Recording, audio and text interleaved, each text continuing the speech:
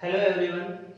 Last के videos में अपन ने चैप्टर फर्स्ट और चैप्टर सेकंड की बात की थी, जिसके अंदर फर्स्ट के अंदर अपन ने मेनली एंजियोस्पर्म्स के अंदर जो वेजिटेटिव रिप्रोडक्शन की मेथड्स थी या अपन बोले एसेक्सुअल रिप्रोडक्शन की मेथड्स थी उनके बारे में पढ़ा था।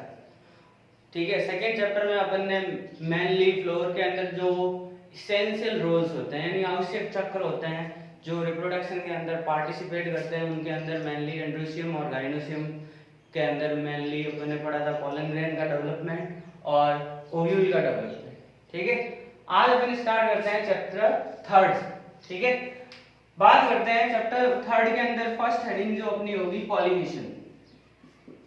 पॉलिनेशन के बारे में आपने छोटी क्लासों में पढ़ा भी होगा, जिसे अपन क्या नाम देते हैं, परागण। एक तो वर्ड था परागकण, जिसे अपन नाम देते हैं नर युग्मकोद्भिद। पादपों के अंदर पाया जाने वाला नर युग्मकोद्भिद कौन सा था, परागकण।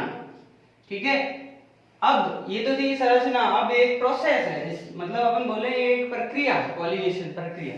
क्या होता है इसके अंदर, मुख्य रूप से जब भी निषेचन होता है या रिप्रोडक्शन होता है उस समय जो मेल पार्ट कौन सा, पुंकेसर। ठीक है, पुंकेसर के अंदर अपन ने बोला था कि मुख्य रूप से क्या बनते हैं, परागकोश। और परागकोश के अंदर आपने देखा था लघु बीजाणु दानियां या क्या मौजूद थे, परागपुट। और परागपुट के अंदर ही लघु बीजाणु जनन प्रक्रिया द्वारा क्या बनते थे, अपने परागकण। ठीक है, इसी प्रकार मादा युग्मकोद्भिद के अंदर अपन बोले कि भी मादा जो चक्र था उसका नाम क्या था, जायाम। जायाम के एकल इकाई को अपन ने नाम दिया था मुख्य रूप से क्या, अंडक। इसके भी तीन भाग थे, पहला था स्टिग्मा जिसे अपन नाम देते हैं वर्तिकाग्र, दूसरा वर्तिका और तीसरा क्या था, अंडाशय। तो ये जनरल इंट्रोडक्शन अपन ने पहले चैप्टर में पढ़ लिया था, मेनली इसके नर और मादा चक्र के बारे में। आज अपन बात करते हैं पॉलिनेशन क्या है, एक प्रक्रिया है। कौन सी प्रक्रिया है, इसे डिफाइन करने के लिए ध्यान रखना है, जो जैसे ही परागकोश का स्फुटन होता है तो परागकण क्या होते हैं, मुक्त होते हैं। परागकणों का उसी पुष्प की वर्तिकाग्र पर या फिर अन्य पुष्प की वर्तिकाग्र पर स्थानांतरण क्या कहलाता है, परागण। ध्यान रख लेना कि एक जो परिपक्व पुष्प है उसके अंदर क्या होंगे, पुंकेसर। पुंकेसर में परागकोश के स्फुटन से क्या निकलेंगे, परागकण बाहर निकलेंगे। यही परागकण जब रिसेप्टिव वर्तिकाग्र पर पहुंचते हैं या स्थानांतरित होते हैं तो स्थानांतरण की इसी प्रक्रिया को अपन क्या नाम देते हैं, पॉलिनेशन या परागण। आगे बात करते हैं अपन परागण के प्रकारों की। ठीक है,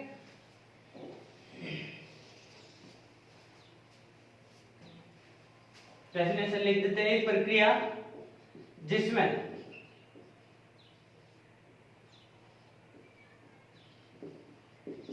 परागकण का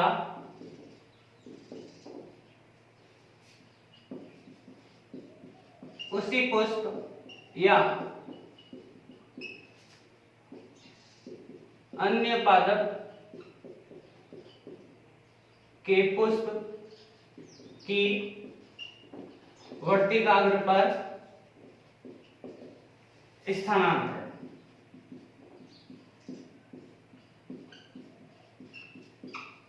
क्या कहलाता है, परागण कहलाता है।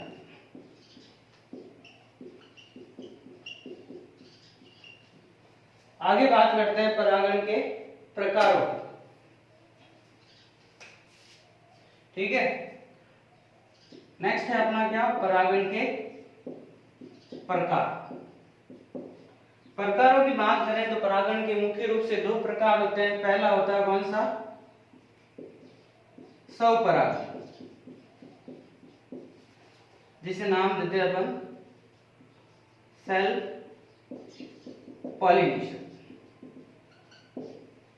ठीक है, इसके अंदर दो स्थितियां संभव है। क्या क्या, स्वपरागण का अर्थ हो गया कि एक ही पादप के एक ही पुष्प या दो पुष्पों के मध्य परागकण का स्थानांतरण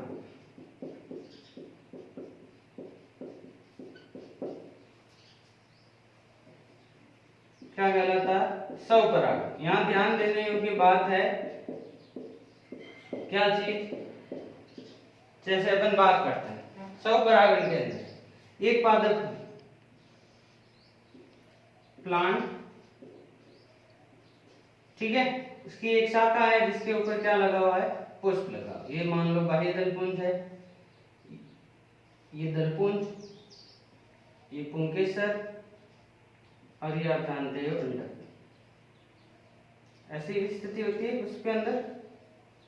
अब अगर यही कंडीशन के एक ही पुष्प के परागकण उसी पुष्प की वर्तिकाग्र पर स्थानांतरित हो, यहाँ ध्यान देना है, ये क्या है? पुंकेसर, पुंकेसर से परागकण क्या हो रहे हैं? उसी पुष्प की वर्तिकाग्र पर स्थानांतरित हो रहे हैं, तो उसको अपन नाम देते हैं क्या?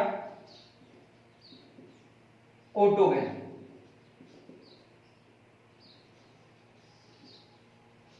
जिसे हिंदी में नाम देते हैं स्वयुग्मन। नेक्स्ट, ये है प्लांट,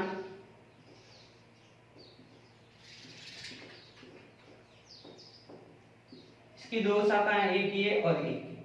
यहां पे भी पुष्प है,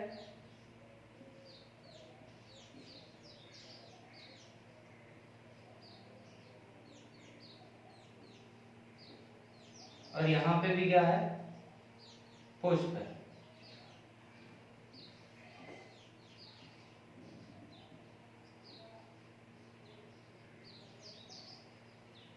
ठीक है।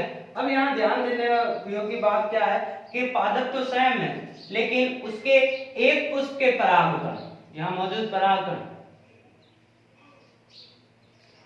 दूसरे पुष्प की वर्तिकाग्र पर पहुंचे। ध्यान देने योग्य बात क्या है? पादप स्वयं में दो अलग अलग शाखाओं पर दो अलग अलग पुष्प है, एक पुष्प के परागकण दूसरे पुष्प की वर्तिकाग्र पर स्थानांतरित होते हैं, तो उसको अपन नाम देते हैं सजात पुष्पी परागण।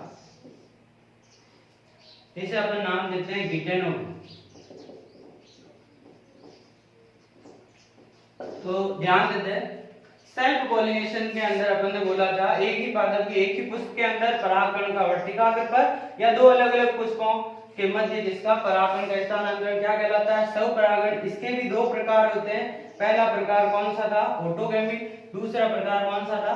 सजात पुष्पी परागण। ऑटोगैमी का मतलब क्या हुआ कि एक ही पुष्प के अंदर जो मौजूद पराग कोश है उससे परागकण रिलीज होकर कहां पहुंचेंगे? उसी की वर्तिकाग्र पर। जबकि सजात पुष्पी परागण में क्या हुआ?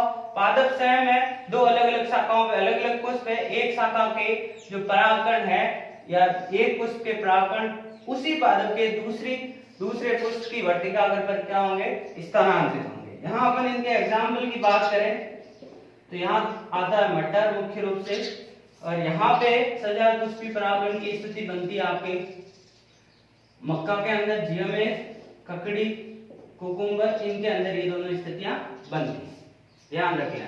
तो ये था अपना कौन सा? स्वपरागण।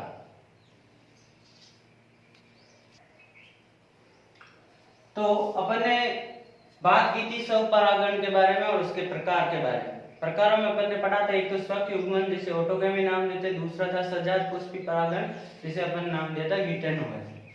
स्वयुग्मन में बात की थी एक ही पुष्प के अंदर स्थानांतरण होता है परागकण का उसी वर्तिकाग्र पर, जबकि दूसरा था अपना सजात पुष्पी परागण, उसके अंदर अपन ने बात की थी एक पुष्प के परागकण दूसरे पुष्प की वर्तिकाग्र पर क्या होता है? स्थानांतरित होता है।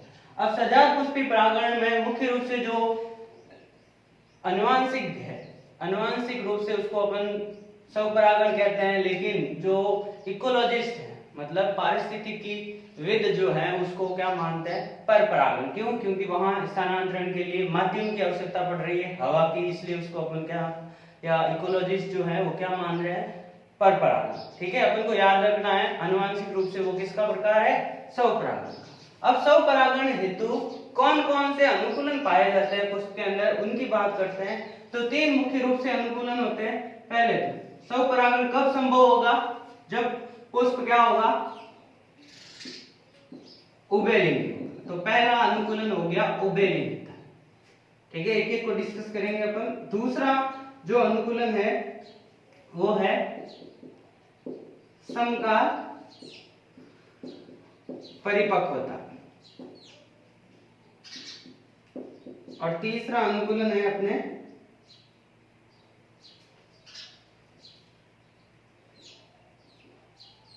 अनुन्मीलित।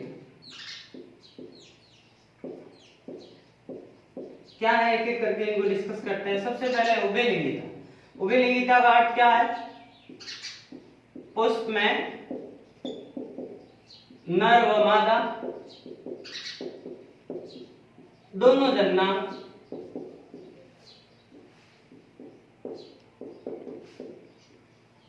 उपस्थित होना।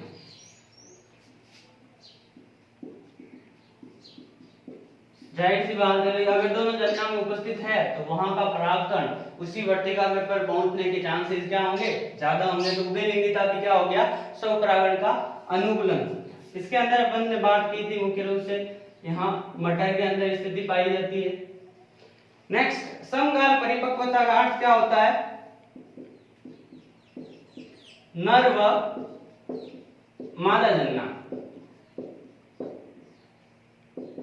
मुख्य रूप से किसका, नर जन्नांग आपको पता है कौन सा, पुंकेसर, और मादा जन्नांग जायांग का एक ही समय परिपक्व होना, एक ही समय परिपक्व होना।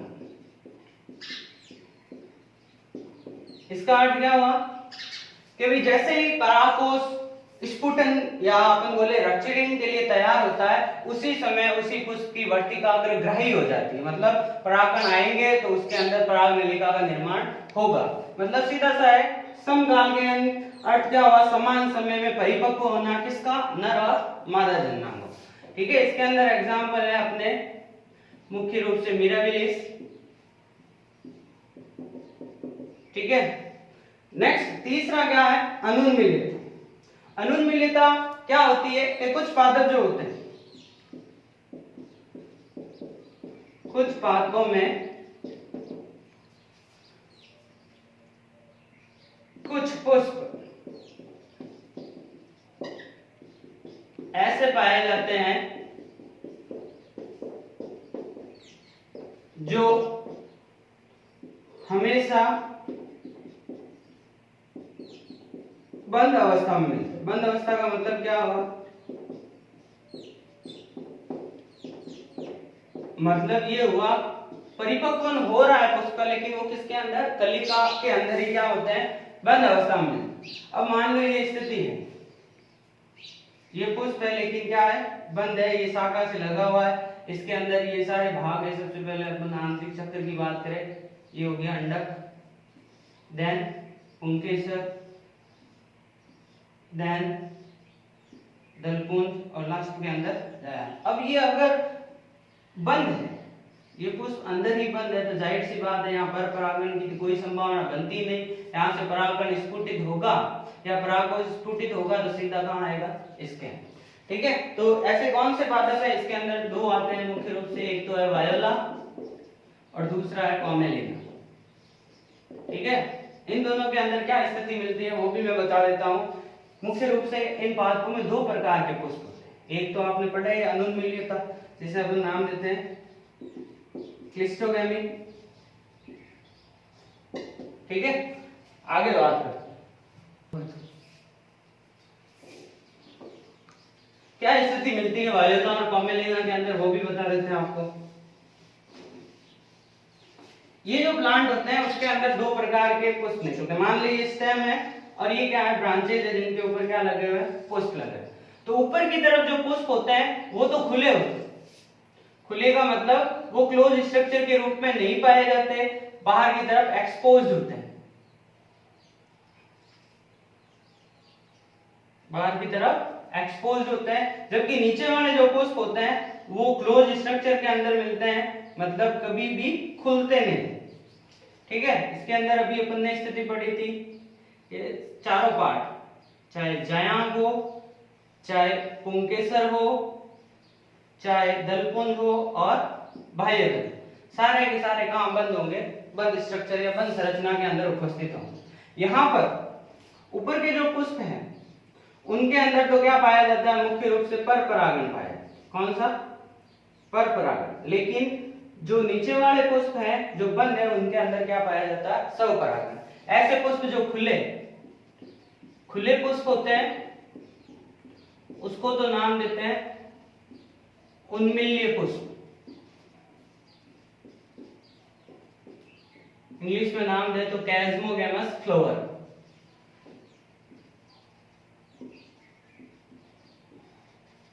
ठीक है, जो बंद पुष्प होते हैं जो कभी नहीं खुलते उनको नाम देते हैं अनुन्मिल्य पुष्प, जिनके अंदर केवल क्या पाया जाता है, स्वपरागण। इसको नाम देते हैं क्लिस्टोगेमस फ्लावर।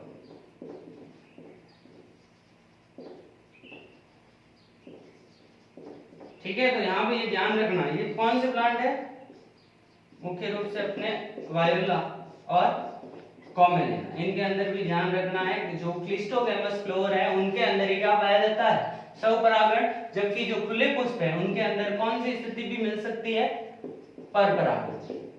ठीक है, जबकि क्लिस्टोगेमस या अनुन्मूल्य पुष्प के अंदर कौन सी स्थिति मिलती है, स्वपरागण। तो ये भी चीज आपको ध्यान में होनी चाहिए। ठीक है, जो ऊपर की तरफ होते हैं खुले पुष्प उन्हें नाम देते हैं उन्मिल्य पुष्प, जो नीचे की तरफ होते हैं बंद पुष्प उसे अपन क्या नाम देते हैं, अनुन्मिल्य पुष्प। आगे बात करते हैं, अपन पढ़ रहे थे परागण के प्रकार, पहला पढ़ लिया था स्वपरागण। अब दूसरा प्रकार पढ़ते हैं, इसका नाम क्या है, परपरागण, जैसे क्रॉस पॉलिनेशन भी नाम देते हैं या फिर जीनोगेमी भी नाम देते हैं। ठीक है, अब इनकी बात करें, इसके अंदर क्या होगा, एक ही जाति के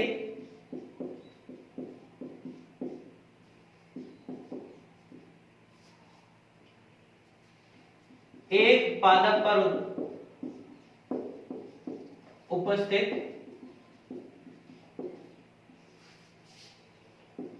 पुष्प के परागकण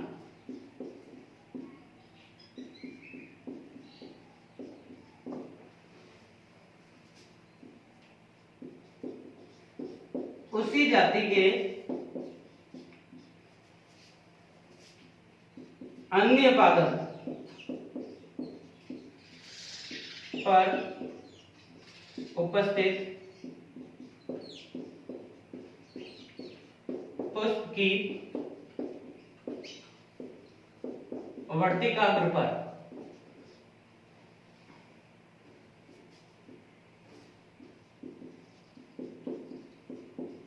स्थानांतरित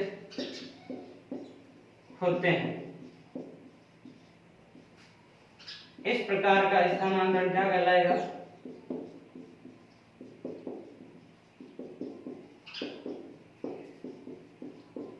क्या कहलाएगा, पर परागण कहलाएगा। अब ये लैंग्वेज अगर डिफिकल्ट लगे तो इसको अपन डायग्राम से समझते हैं। छाती सेम होनी चाहिए। मान लो ये एक सरसों का पादप, इसको अपन नाम दे दिया प्लांट ए। एक पहला पादप है, इसका नाम क्या, प्लांट ए। ये है दूसरा पादप अपना प्लांट बी। ठीक है, अब यहाँ पे एक शाखा पे क्या लगा हुआ है, पुष्प लगा हुआ है।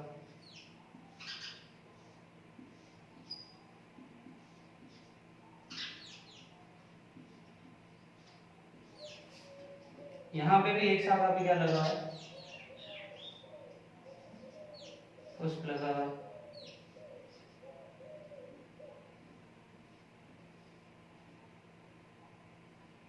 अब यहाँ पे ध्यान रखना, सजात पुष्पी परागण में एक ही पादप की दो शाखाएं थी, लेकिन यहाँ पे प्लांट ही चेंज हो गए। एक पादप के यहाँ युग्म के सर है, यहाँ से क्या निकला आपके परागकण निकला। ये परागकण जब उसी जाति के दूसरे पादप की पुष्प की वर्तिकाग्र पर स्थानांतरित हो तो इस स्थानांतरण को अपन क्या नाम देते हैं, पर परागण।